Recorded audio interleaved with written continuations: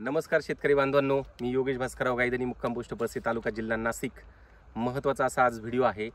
बऱ्याचशा शेतकऱ्यांचं चाललं होतं की सपोज पेरूची छाटणी, जो आपला 3 वर्षाचा प्लॉट आहे याची छाटणी केली, बरोबर। पेरूची छाटणी केल्यानंतर छाटणीच्या नंतरचं पाण्याचं व्यवस्थापन कसं असायला पाहिजे, खत व्यवस्थापन कसं असायला पाहिजे आणि फवारणीचं व्यवस्थापन कसं असायला पाहिजे, जे मी माझ्या अनुभवातून करतो, ज्याला चांगले रिझल्ट्स मिळतात ते मी तुम्हाला सांगत असतो। याच्यात तुम्हीही काही बदल करायचे असतील तर तुम्ही सांगू शकता। चांगल्या गोष्टी आपल्याला शेतकऱ्यांपर्यंत पोहोचवायच्या आहेत। तत्पूर्वी सगळ्यात महत्त्वाचं, आपला याची जी छाटणी आपण घेतली होती, हा जो प्लॉट आहे याची छाटणी आपण घेतली होती 27 जानेवारी, त्याचा व्हिडिओ मी टाकलेला आहे 27 जानेवारी 2025, बरोबर। आता जर बघितलं तर 28 फेब्रुवारी 2025 आणि आज आहे फेब्रुवारी, नंतर मार्च येतो, बरोबर। तर आता आहे आज 4 मार्च, म्हणजे साधारणतः तब्बल 28 दिवस, म्हणजे एक 30 दिवस, 30 ते 32 दिवस झालेले आहेत, म्हणजे साधारणतः महिना कंप्लीट झालेला आपल्याला। आणि महिन्यानंतरचे फुटवे मला जबरदस्त मिळालेले आहेत। त्याच्यानंतर सेटिंग किंवा बऱ्याचशा ठिकाणी आपल्याला ज्या कळ्या वगैरे दिसत आहेत त्या एकदम जबरदस्त निघालेल्या आहेत। तर काय नियोजन आहे, मी कसं नियोजन केलं किंवा कशा प्रकारचं नियोजन असतं ते तुम्हाला सर्व सांगणार आहेच। व्हिडिओ शेवटपर्यंत बघा। तत्पूर्वी सगळ्या शेतकऱ्यांना माझं असं सांगणे, महाराष्ट्रभरातल्या सगळ्या शेतकऱ्यांना सांगणे की पेरूच्या बद्दलची सगळी माहिती, पेरू लागवड करा असं माझं म्हणणं नाही। खूप लागवड होत आहे, बरोबर, नुसतीच लागवड करा असं म्हणणं नाही। नियोजनबद्ध पद्धतीने जर तुम्ही पेरूची लागवड जर केली तर नक्कीच तुम्हाला यश मिळणार आहे। आणि नियोजनबद्ध पद्धतीने लागवड करायची असेल तर पेरूचे 12, 13, 14 वेगवेगळे विषय आहेत, ते माझ्या परीने मी शेतकऱ्यांना सांगण्याचा प्रयत्न करतो। एका व्हिडिओत ते कंप्लीट होत नसता, मी बरेचसे व्हिडिओ त्याच्यावरती बनवलेले आहेत। पण तरी येत्या 9 मार्चला, म्हणजे येता रविवार, बरोबर, आज 4 तारीख आहे मार्च, बरोबर। तर 9 मार्च रविवार, येता 9 मार्च 2025 रविवार, माझ्या इथे मुक्काम पोस्ट पळशी, तालुका जिल्हा नाशिक, नाशिकमध्ये आल्यानंतर नाशिकच्या रेल्वे स्टेशनपासून 4 किलोमीटरच्या अंतरावरती असणारं माझं शेतावरती पूर्ण सगळ्या 12 ते 14 विषयांवरती दरवेळेस जसं मी मार्गदर्शन शिबिर घेत असतो, बऱ्याच दिवसांपासून ते जमलं नाही। मागे मोठं आपण श्रीगोंद्याला मोठं झालं होतं शिबिर, आता आपल्या इथं आपण घेतोय ते शिबिर, बरोबर। तर 9 तारखेला ज्यांना यायचं असेल त्यांनी नक्की कॉल करा। विजूचा नंबर मी तुम्हाला दिलेला आहे, पण अजून एक नंबर माझ्या काकांचा देतो, त्यांना तुम्ही कॉल करू शकता आणि तुम्ही नक्की येऊ शकता। पूर्ण दिवसभराचा आपला प्रोग्राम असणार आहे, म्हणजे तुम्हाला सगळे बारकावे समजणार आहे, ऑन फील्ड आपल्या इथं या क्षेत्रातच, बरोबर। तर नंबर घ्या पहिले, 98 225 325 56, बरोबर, 98 225 325 56, बरोबर। भाऊसाहेब गायधनी नाव आहे त्यांचं, त्यांना तुम्ही कॉल करू शकता, त्यांना सांगू शकता की आम्हाला शिबिराला यायचं आहे। आता आपण आपलं महत्त्वाचा व्हिडिओ चालू करू।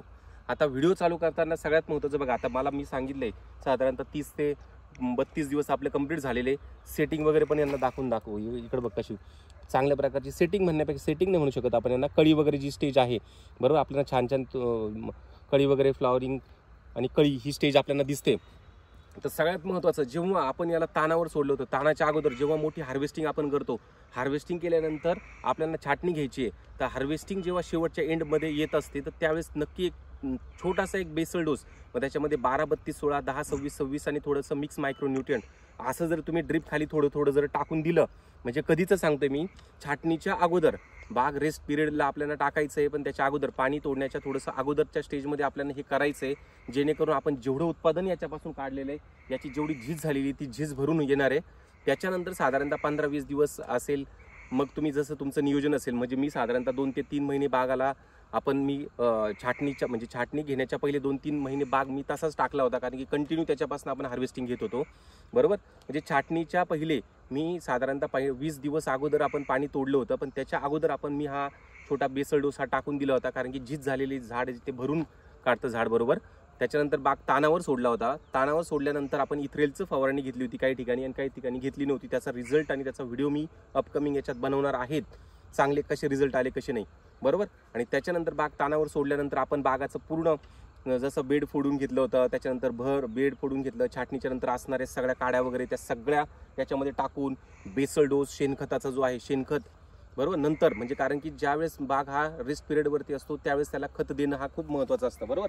मग त्यावेळेस ऑर्गॅनिक खतांमध्ये मी तुम्हाला शेणखताचं वगैरे सगळा डोस सांगितला होता, शेणखत, कोंबड खत आणि मळी कारखान्याची, आणि हे दोन्ही बाजूला, झाडाच्या दोन्ही बाजूला पूर्ण बेड फोडल्यानंतर जी जागा होती त्या जागेवरती टाकून त्याच्यावरती परत आपण एक जो मिक्स मायक्रोन्यूट्रिएंट असेल ते 12, 32, 16, 10, 26, 26, त्याच्यानंतर जेवढं पण ग्रँड फीड वगैरे येतं ते ग्रँड फीड असेल, ह्या सगळ्या गोष्टी मी त्याच्यात टाकल्या होत्या, तो व्हिडिओ मी बनवलेला आहे। हे सगळं टाकलं, पूर्ण बेड पॅक करून घेतला आणि आपण झालं. म्हणजे हे झालं छाटणी. छाटणीच्या नंतर आणि जो काय मध्ये आपण जेवढं रोटर केलेलं होतं तर रोटर केलेलं एकही पान सुद्धा आणि झाडाची काडी सुद्धा सगळ्याच्या सगळा आपण कुठे पाठवला होता तो सगळा याला भर लावून दिला होता असं टोटल.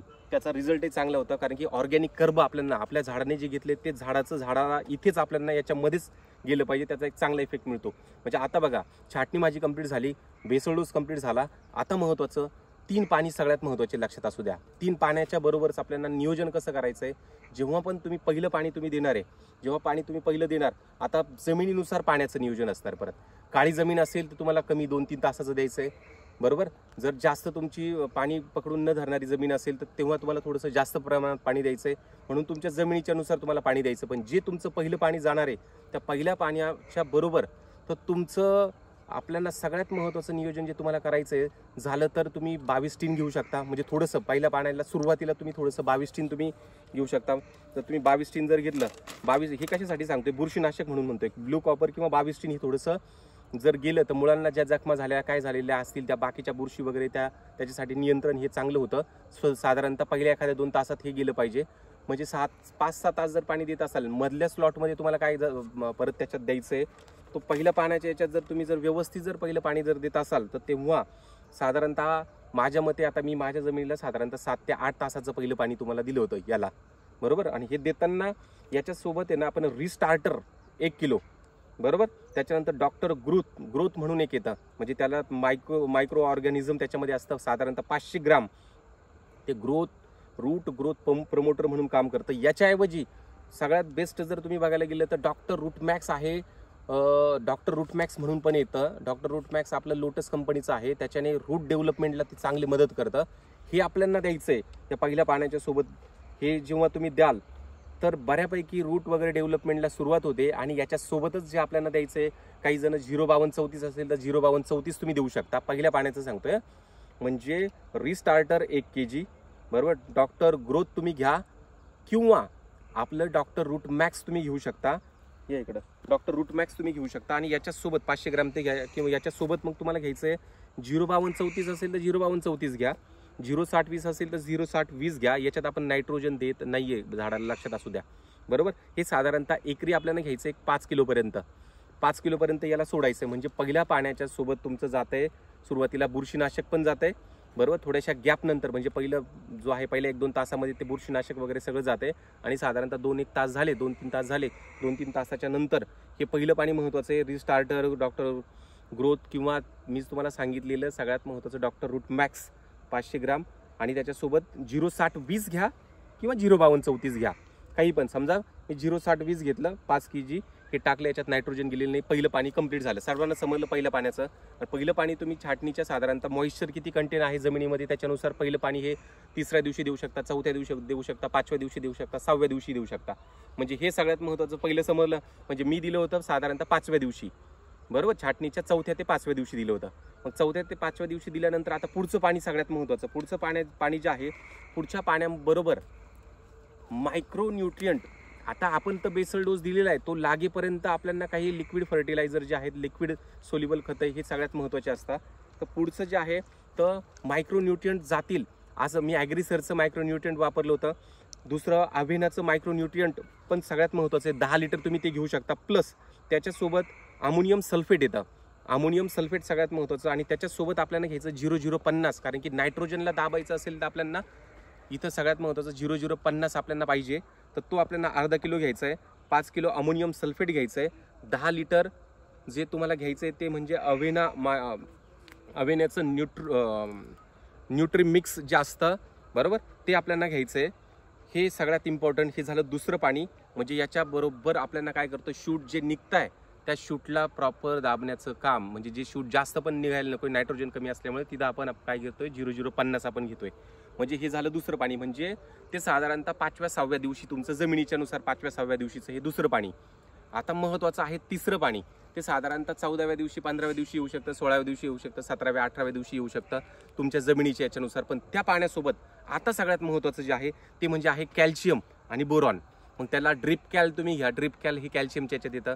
कॅल्शियम नायट्रेट तुम्ही घेऊ शकता साधारणतः 5 किलोपर्यंत, आणि बोरॉन साधारणतः अर्धा किलोपर्यंत बोरॉन तुम्ही घेऊ शकता. ह्या 2 गोष्टी महत्त्वाच्या मिक्स करून हे तिसऱ्या पाण्याबरोबर जर तुम्ही दिलं तर हे जे तिन्ही पाणी जे तुम्हाला मी सांगितले 3 पाणी सगळ्यात महत्त्वाचे आहेत. आणि ह्या तिन्ही पाण्याबरोबर ज्या तुमच्या फुटी ज्या येणार आहेत त्या फुटी एकदम जबरदस्त येणार आहे, पानं जबरदस्त असणार आहे.